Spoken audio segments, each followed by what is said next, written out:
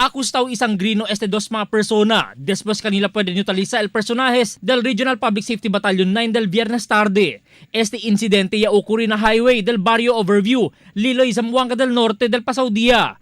Asigun con el report del Police Regional Office 9, ya recibí sila un intel report que un negro Nissan vehikulo, tiene placa VBL 541, que alagamente mga drug carrier, el en camino para na Zamboanga, Sibugay. Mientras nalipolog pa lang este vehikulo, enseguida sa conduce un checkpoint el personajes del first mobile company del RPSB 9 na mencionado lugar. Pero cuando columbra el mga persona a bordo ng vehikulo con el checkpoint, enseguida este yaman accelerate, itira pa con el pulis taman checkpoint. El resulta un shootout el sucede, donde 3 del mga persona a bordo ng vehikulo el ya muri. Na initial report del PNP, este 3 mga persona ya puede conocer como Kanda Anwar Sawadyaan, 19 el edad, Angelo Hofer, 22 el edad, y Noel Ray Bacalso, iguales residente del Ipil, Zamboanga, Sibugay.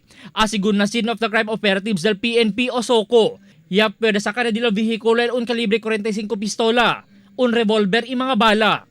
Albert Luna, Dateline Zamboanga.